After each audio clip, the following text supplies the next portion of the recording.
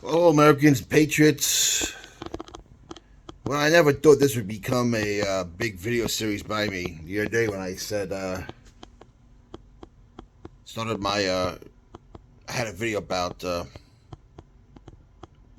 millennials and Generation Z, how they need to stop crying, and although there aren't many comments in those videos, hardly any, I got a lot of hate emails and IMs and DMs or whatever they call them now about it. So I came back with a second video. And my video says, F you. I'll say the truth whether you like it or not. And I'm sure the last video I made about the Alabama State Court will piss off a lot of people too. But to prove what I was saying the other day, the millennials are crying about how things are unfair. The hustle culture. That's what it was. The hustle culture video. I made a second one. And you got all these millennials on TikTok or whatever, mostly TikTok. That's the young generation uses, I guess. I gotta work 2-3 jobs, make ends meet, and I don't like this hustle culture. And listen, there isn't a culture in the history of this country that has not hustled. All right, this is not a handout country. But in that hustle culture videos, I said, you people need to start watching how you spend your money and live within your means. Before you go on TikTok and complain, oh, I got this, I got this. I was happen to be looking at, talking to someone this morning, a couple of days ago, also, about what they thought about if they should buy a Jeep or not. And I got into the conversation about my video, and for the most part they agreed with me, but I just happened to browse through today, and I found this old article on CNBC going back to July 2015. What cars millennials and Generation Z are leasing the most? The most. Top 5 real quickly. Number 5, the BMW 328, a 3 Series BMW. Are you kidding me? Lexus RX, which is basically a Toyota Highlander, I believe, in a 3-piece tuxedo. Infiniti G50, if I remember right, is pretty much a Nissan Maxima in a tuxedo. Number 2, Mercedes C-Class. Oh, good Lord. And of course, number 1, the Lexus IS. Okay, here's my problem. This is going back to 2015. Now, as I look at more articles, more recent, they seem to be learning to at least show improvement in how they do things. But good Lord, if you're going to go on and complain how you need a student loan handout because you can't afford it, and you're going out and you're buying, leasing, which I call one of the biggest ripoffs in the country. You're going out, you're spending money on a Mercedes C-Class, or a BMW 3 Series, or a Lexus RX, a Lexus IS. I don't feel bad for you. I don't say, well, I got a new job, I have to get to work.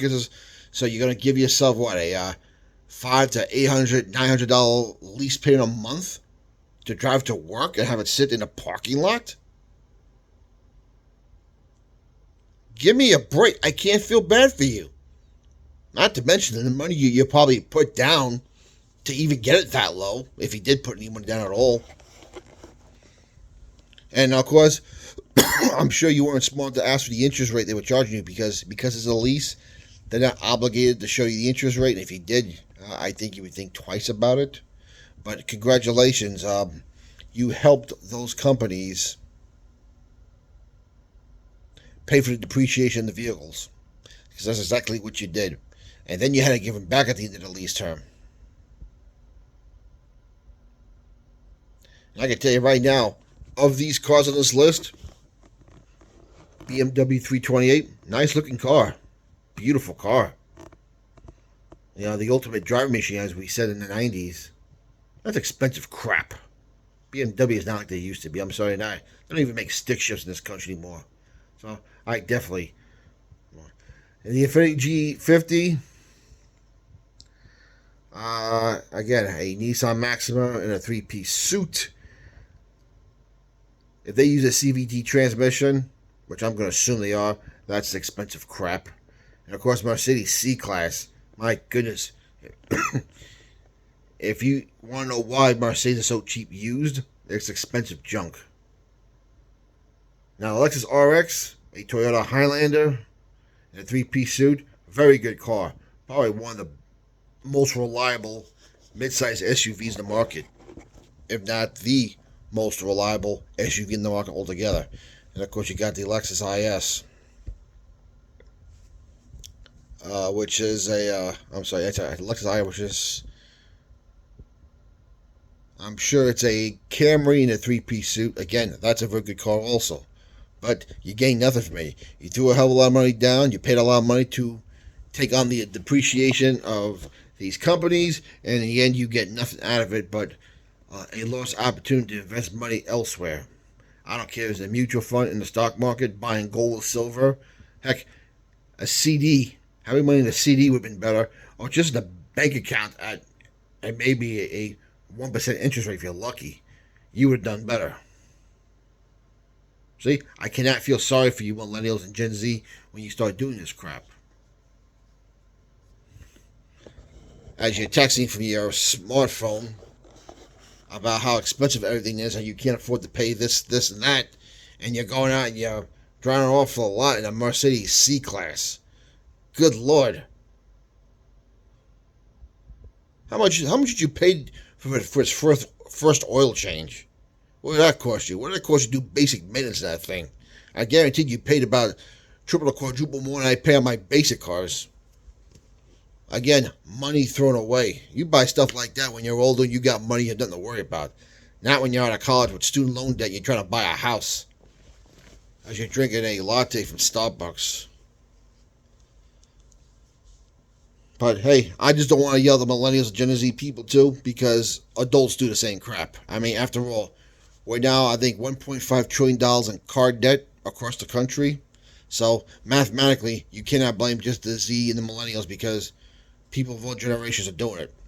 And they're robbing their wealth, and then they're working later in life on how come I gotta work so hard? Well, between credit cards and car leases and buying cars, I say car notes. Everyone needs a car, but that's how you do it. Now, I have another article here from more recent. This is, I think, from 2022, from Longview News Journal, and all kinds of articles. The list is going to vary depending on who puts them out. This is from March of 2022, and the top 5 here. Oh, they're getting smarter at least. Number 5, the Corolla. Number 4, the Camry. Number 3, the Altima. Number 2, the Honda Civic. And number 1, the Honda Accord. Number 6 was the Impala. 7, the Malibu. 8, the Focus. 9, an F-Series pickup truck. You nuts? And the Hyundai Elantra was number 10. Around the top 10. Okay, so between that 7-year period, at least they started leasing cheaper mainstream cars. But the problem is, again, you're throwing money down. You're paying for a company's depreciation. They nickel and dime you for everything that comes back damaged or scratched or marked up. And if you don't maintain it at that dealership or another dealership or where you bought it,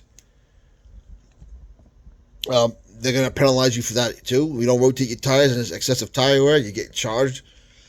You go over miles, they're charging you, and if you come back under miles, you're not getting credit. So it's a lose either way.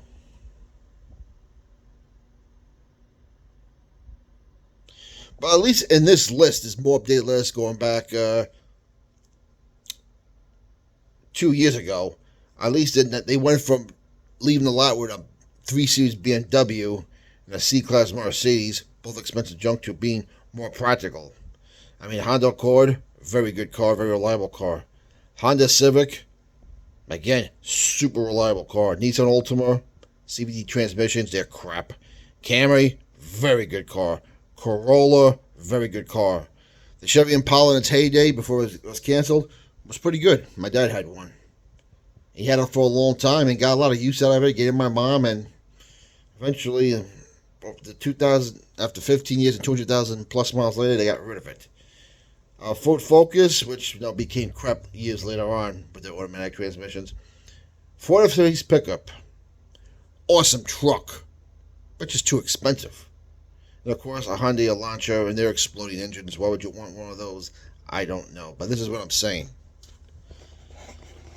For all you people on TikTok, your millennials, your Gen Z, or I can't, these are so expensive.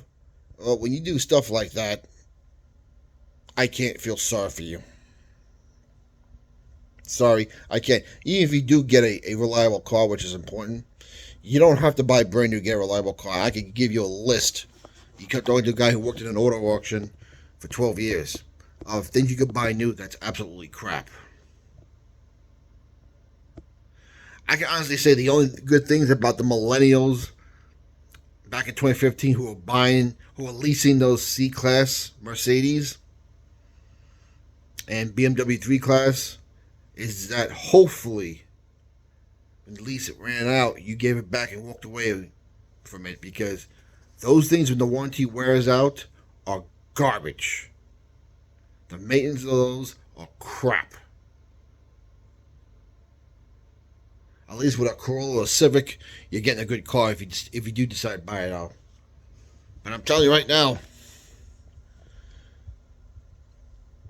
if you want to build wealth, and I'm telling you, I'm no different. I made my mistakes. The difference is I learned from my mistakes early on in life, and I decided never again. I didn't become, well, you was going to have a car payment. Yeah, but if you're going to have a car payment, make sure it's super duper low to the point where it's not going to hurt you and you can afford to maintain it. I have had cars from 0 a month because one was given to me. And I think my most expensive car payment was never even let's see, used car payment was never even $300. I think the most I ever paid was for my Chevy Tahoe years ago. I think I was $260, and I bought that thing dirt cheap. It was about 12 years ago. So out of the 14 cars I've owned, 3 of them were new. The rest of them have been either from free to about $9,000 cars. And the good thing about a car like that, if it does break down, you get a lot of miles on it, you can throw it away and not think twice about it and say, oh, I think I got ripped off on that one. And that's the bottom line. Or if you hit Bambi or you get into a car wreck, no big deal. I had a Mercury Tracer. It was given to me for nothing. Good car.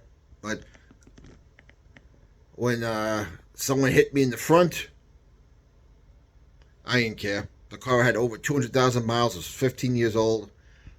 Tossed it out. I bought a Ford Contour for $2,000. Drove that for about 70,000 miles. $2,000. I got about... Bought for 130, got rid of it 210. 80,000 miles, I only paid $2,000 for that.